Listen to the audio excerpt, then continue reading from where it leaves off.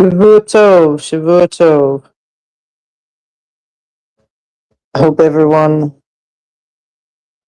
had a decent Shabbat Chazon.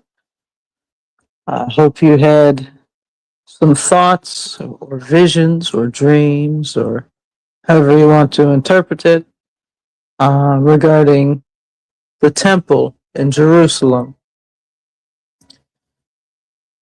And on that theme, a little bit, as we're closing in on Tisha B'Av, I wanted to have a little bit of a discussion about disconnect, right? Because we're always talking about how people are trying to connect with Hashem. They're trying to connect with their roots. They're trying to connect with their community. People are trying to make connections all the time, but we don't ever talk about why they're not already connected, which would be the disconnect. So, as an example of disconnect, um, we're talking about basic things in Judaism that people know and people are familiar with if you practice Judaism. And then you have things that people use for convenience, for political reasons, for their own causes, and they cherry pick, so to speak, uh, the religious things, right? So, one example of this are some people with a very strong level of disconnect from Judaism, and that's JVP, Jewish Voice for Peace. Obviously, if they actually supported peace, they would be against Hamas, against the Palestine idea, all of that type of stuff. But this year, rabbis for a ceasefire, none of which are real rabbis, are committing a public desecration of the holiday of Tisha B'Av in the form of a protest slash Echa reading. And it's truly, truly insane. When most Jews around the world, in Chicago and New York, LA, other places, will be mourning the loss of the temple in Jerusalem, as well as the beginning of the Holocaust and all the other subsequent things. But the reason all these other bad things happened on the 9th of Av was because of the destruction of the temple. And where is that temple? Jerusalem, Israel. It's not in a Palestine. It's not in an Arab country. But it's right there where they have placed their gold mosque in order to try and disrespect us. So these guys have decided, well, it's not really for mourning the loss of the temple in Jerusalem. No. It's let me just read it to you guys, okay? Join us for a ritual of public mourning and teshuvah. Okay, sounds good so far, right? Of turning towards sacred repair and urgent action. Okay, nothing wrong with that, just as that's worded. But then, at this dark hour of ongoing genocide and ethnic cleansing. Wow.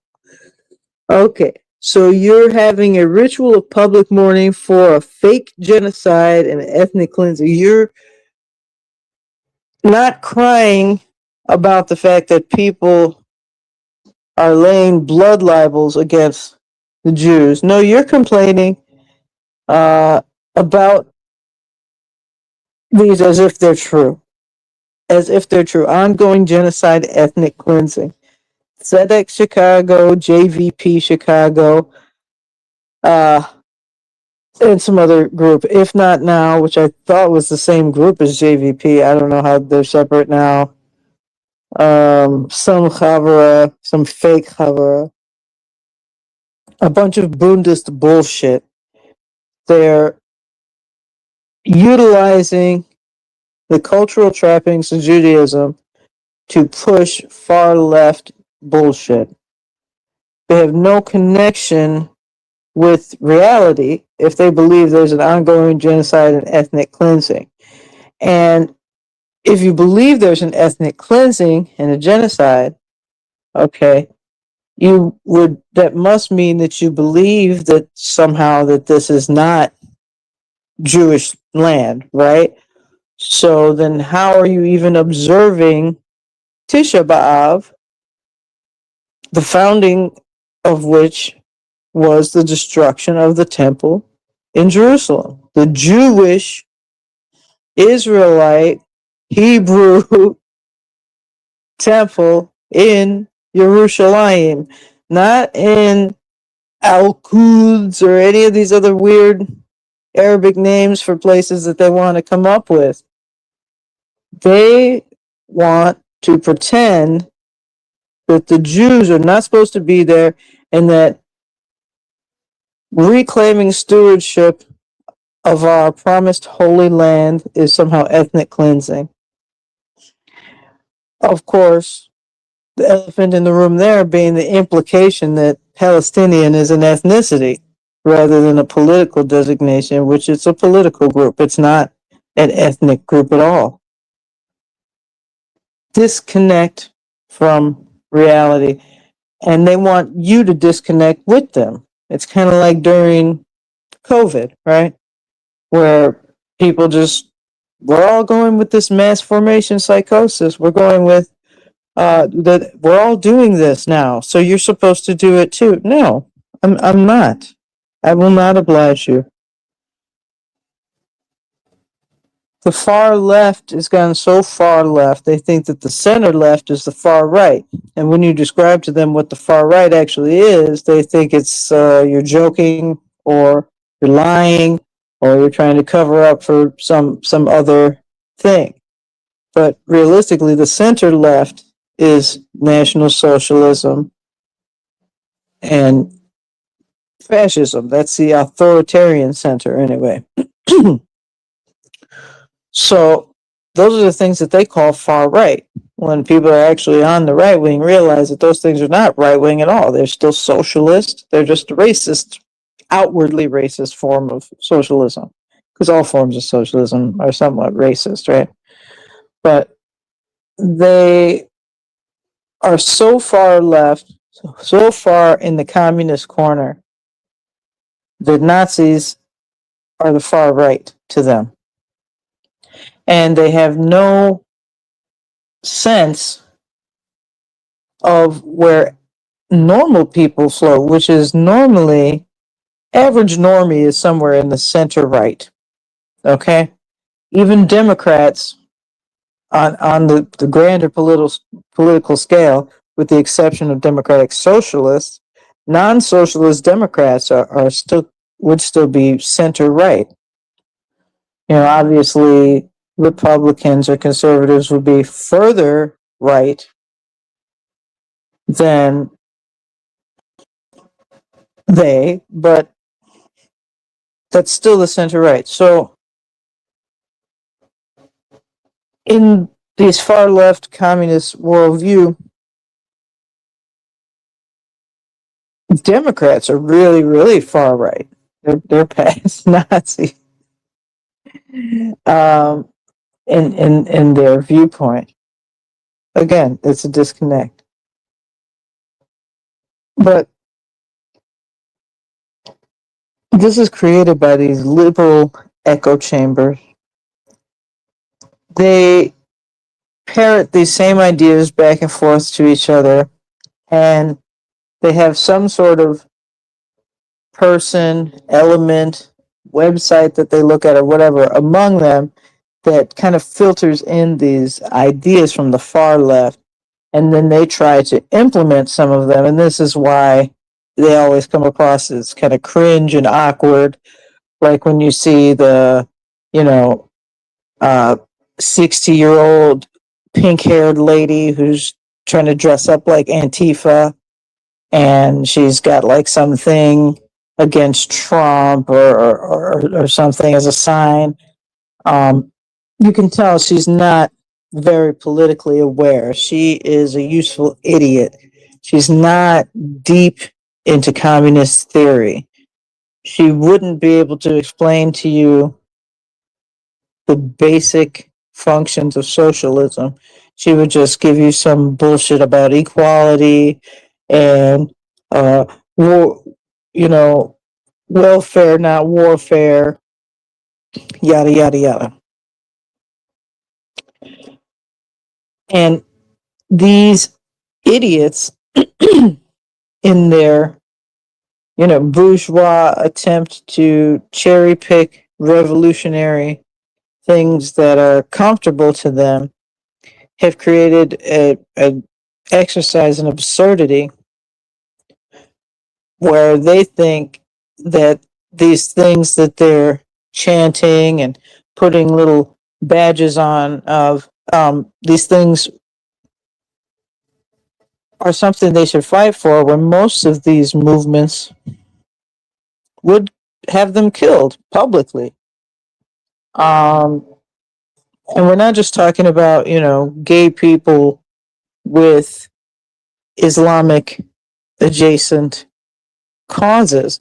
We're talking about rich, well off white liberals toying with communism, when in reality they are the rich people that the communists will be slaughtering first. This is what Marx talked about in the Communist Manifesto. It's bourgeois socialism. And he viewed it as a necessary phase in the eventual evolution towards communism. There needs to be some phase between what they call capitalism, but we know that there is no real capitalism in the modern system, and there wasn't in the 1800s when he wrote that stuff. But realistically, he believes that there is this socialist phase, this bourgeois socialist phase, where people will start to dismantle the system. And that's what we're looking at right now. The DSA, Democratic Socialists of America, many times, many of them have admitted that their eventual goal is total communism. But they want to use the democratic system to get people to essentially, agree to their own demise. It kind of makes them feel better if you voted your way into suicide rather than them just, handing you a pill and not telling you what's in it, or a shot and not telling you what's in it, as some of you may be familiar with. But they want to dismantle the current system, which is obviously been a project for quite some time, as they've dismantled many liberties over the years, through gun control, um, regulations on nearly every type of transaction, ridiculous taxes, so on and so forth. Um, and all of these pink haired liberal ladies have helped to usher in this dismantling of the system. But they don't realize that, this is the system that allows them to dye their hair pink. This is the system that got them the wealth with which they are using to mobilize and organize around these bullshit causes. Everything that they love and enjoy on a daily basis will be taken away from them. But since they believe in, grievance culture now, they finally can become oppressed in one way or another. They want to bring in the most oppressive system because they feel guilty for having money. They feel guilty for being white. They feel guilty for, being bad parents, being all the things that they are. They feel guilty about, which, I mean, some of the things they should feel guilty about, other things they shouldn't. But rather than dealing with that guilt in any type of productive or mentally healthy way, they decide to destroy society. Primarily white women, but there's a lot of men as well, but they're mostly doing it for women. The men who are involved in these type of ideologies are either doing it for women or they're homosexuals doing it for other men. But they're same, MO, basically. And these people, these soft liberals, they usher in this dismantlement of the system that's created their comfort because of their guilt about their comfort. And they don't realize to what level they'll truly be punished. They don't realize to what level the revolution is prepared for violence. That's what I think that they miss out on. They think that all of this is going to be political shifts. Oh, yeah, we're all going to cheer in the streets because so and so policy got voted in. And, the way that we did with abortion and gay marriage and yada, yada, yada.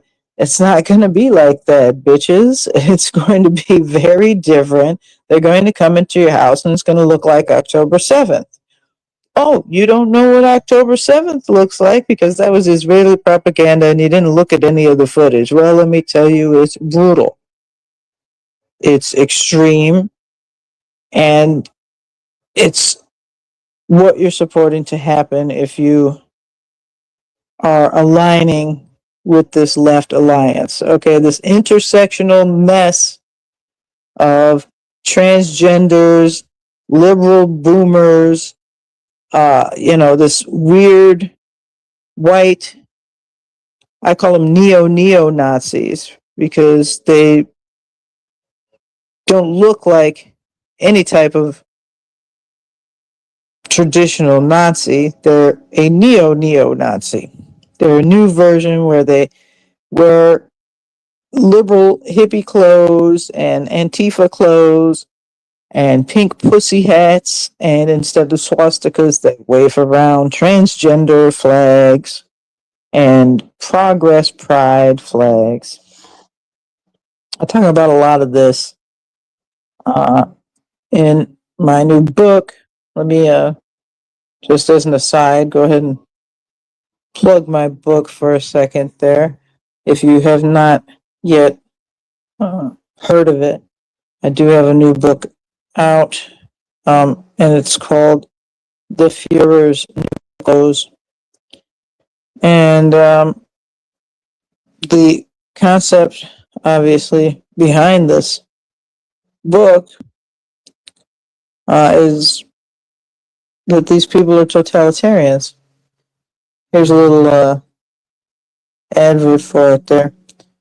But yes, what we're dealing with is neo-Nazis. It's totalitarianism. It's people who want to control others so that their fantasy system cannot be proven a failure. It is a failure, but they want you to shut up about it. They want you to be quiet. They don't want you to tell anybody how bad it truly is. Um, and so that's what we're dealing with there. So, yeah, if you would like to read a little bit about how we got here, you can go ahead and purchase that book, books.fightwing.com. Alternately, you can also pick it up at books.thejdl.us. So, anyway, back to what I was saying.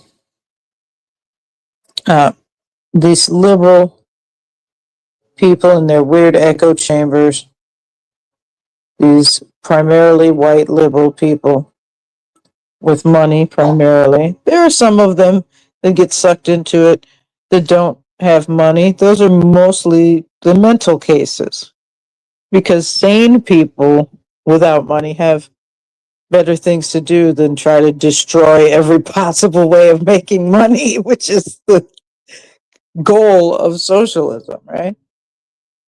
So it's obviously rich people taking advantage of the mentally ill.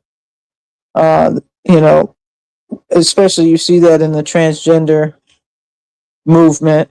A lot of mentally ill people latching onto something, so they're given a pass or an excuse why they act wild and insane and throw toddler style tantrums when they're grown adults. Oh, well, it was, you know, you misgendered them, you didn't say their right pronoun, or just, you know, you had something about you that reminded them of Donald Trump or ICE or something that they're directing their hate at currently. Uh, this was the same thing in the 80s when you had the original neo-Nazi movements. Not the neo-Nazis, but the first neo-Nazis. They attracted a lot of mentally ill people. You get a lot of people who are frustrated. You get people who are angry, and combining that with, you know, lack of research, lack of intelligence, and you get neo-Nazis screaming transgender Palestine supporters. It's all the same thing. It's somebody looking to project their personal grievances onto a movement that they can depersonalize their angst. Now that doesn't have to be about their father who did whatever to them. Now it doesn't have to be about their mother that said whatever and didn't approve of them or whatever. Now it's about this general idea of oppression by external forces, which usually to them represents mom or dad, and it's Israel or it's Donald Trump or whoever is hurting somebody weaker in their mind who represents themselves, such as the so-called Palestine or, you know, illegal migrants. And in each case, obviously, they're talking about somebody who actually did something wrong, and they're not just oppressed. So the indication is that if they see a reflection of themselves in this, then they themselves have some sort of internal guilt about whatever they actually did. You know, they have some sort of problem about actually doing something bad. It's not just that they're bitter that people hated them unfairly. They're bitter that people hated them fairly. They're literally angry that people didn't like them doing bad things. And that's what we're dealing with. Dealing with crazy people, okay? And these far left pro Palestine people and the liberals that carry water for them are a deadly alliance. And not just for us on the right, but also for the liberals themselves. As I was saying, they will be treated to a horrific death, likely involving some sort of rape, at the hands of these revolutionaries who they are funding, coddling, and promoting. So, what do we do about any of this? Everybody talks about, you know, the anger fuel, the clickbait of, wow, this is so terrible, and the rage bait, right? But what can be done with these people? What can we do? Okay, well, first off, violence is not the answer. It's the question, and the answer is yes. I know that's a common joke, but I'm not joking. You cannot be friendly with these people. We can no longer endure these lies. We have to shut them down firmly every time they approach us with it. Okay. Now, can you debate with these people? Sometimes, if they're not the total crazies. Sometimes a liberal who's just been, looking at the internet too much, you can convince them, hey, well, the causes you're supporting are pretty illiberal. They're pretty anti-progressive. These are guys are hardline religionists that would kill people for their religion. Sometimes a few of the ones who are not mentally ill can be reached.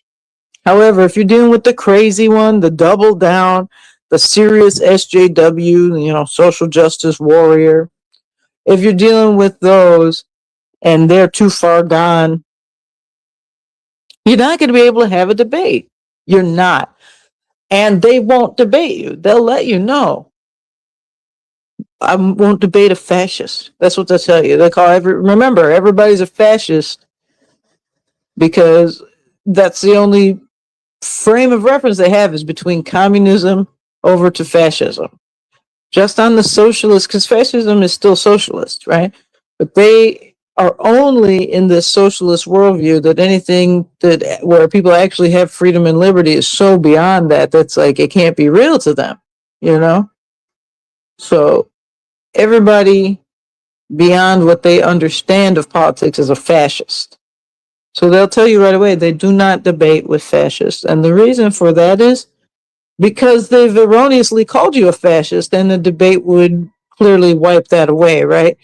They've lied many times. They've called themselves anti-fascist action and never fought any actual fascists,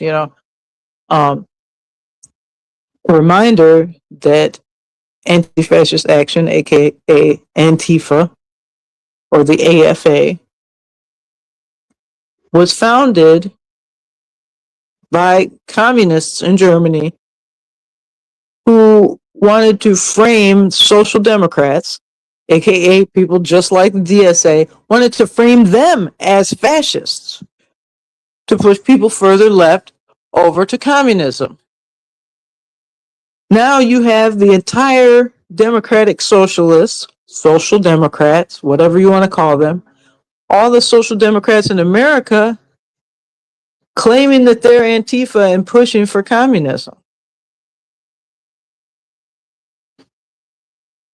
They're literally pushing the movement that had their own predecessors attacked in the streets. Disconnect from reality. This is what I'm talking about. They are so disconnected from God. They're so disconnected from their fellow man. They're disconnected from everything.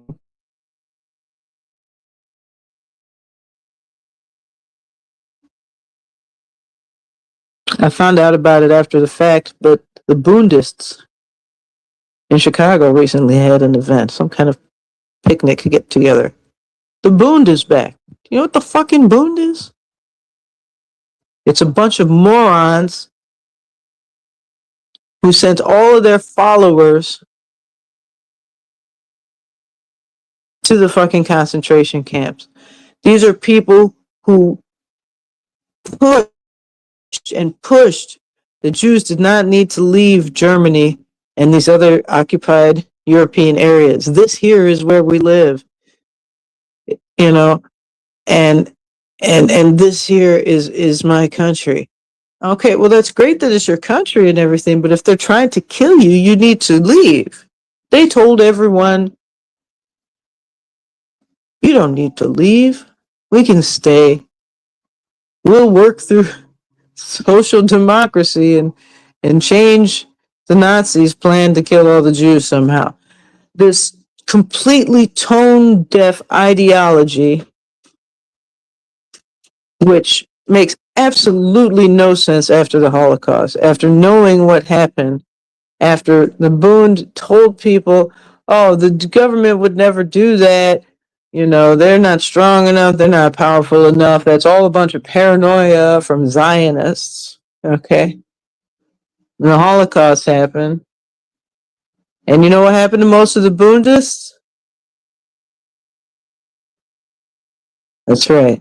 They were destroyed in the Holocaust. So for these fools to come back and act like, oh, we're starting a new Jewish Bund. It's a bunch of JVP assholes, of course, but we're going to start a new Jewish Bund because we're supposed to care. This here is our country where we live and blah, blah, blah. Okay, but you also hate America. You're communist. So you also don't care about the country that you're currently living in. So why even make it a thing about, well, don't go home to Israel because of Zionism. We're staying in America, but you hate America. You hate so-called capitalism, which is actually a mixed economic system in the United States, but whatever. They believe there's capitalism here, right? And they hate it. But yet, but here where we live is our country, not Israel. Okay, well that's interesting viewpoint for people who are literally echoing a pre-Holocaust sentiment that sent thousands to their deaths. Imagine if Bundists back in those days had worked with the Zionists and tried to get Jews out of Germany. Maybe if there wasn't all that noise back and forth about what was really going on, more people could have been saved. More people didn't have to die. I mean, obviously the Nazis had taken power. They were going to kill people, okay? Sadly, they were going to get away with killing some people. But to tell people to stay, even if they had, and we're talking, again, rich liberals had a chance. They probably could have given money to a whole bunch of people to get out. But no. There's all talk about mass camps and killing. That's just a bunch of Zionist propaganda. Just like October 7th, right? Zionist propaganda. You don't want to believe the truth. Anything that's the truth, they call it Zionist propaganda. Because they prefer to live in a lie. They prefer to live in a fantasy, a far left little box where fascists are somehow the far right, and when they're just the center, you know? So what we're dealing with is people they're not just disconnected. They are violently protective of their disconnection. They don't want you to shatter their fantasy. So what do you have to do? You have to shatter the fantasy. Break the glass. Smash the mirror. And say what they see in the painted mirror is not real. Do not oblige these people. Stop saying Palestinian. Stop using people's fucked up pronouns. Stop calling things fake neologisms that they came up with, okay? There's no Latin X. There's no non-binary genders. There's no trans men or trans women. There's no fucking Palestine. These are all lies that you've been brainwashed to repeat back to people in order to placate their feelings, because they're what? Because you know that they're violent idiots and they'll probably freak out and have a tantrum and try and slap at you. Well, take the slaps, because it's better than taking the stabs and bombs later. You must disabuse these people of their insane notions whenever possible. Stop being polite. Stop being nice to people who believe in fantasies, because these fantasies will murder us all.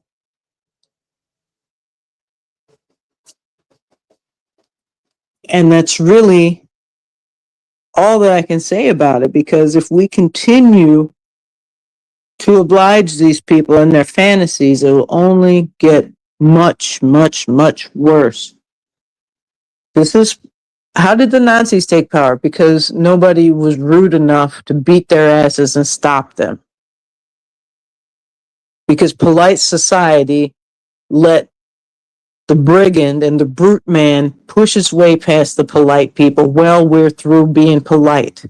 Politeness has led to the deaths of millions, and we're not going to let it happen again. Never again. Never. Not like, well, okay, we'll just wait a while until it becomes really, really progressive, and then we'll let it happen again. No, we're not letting it happen again, ever, never, never, no. All right. Good night.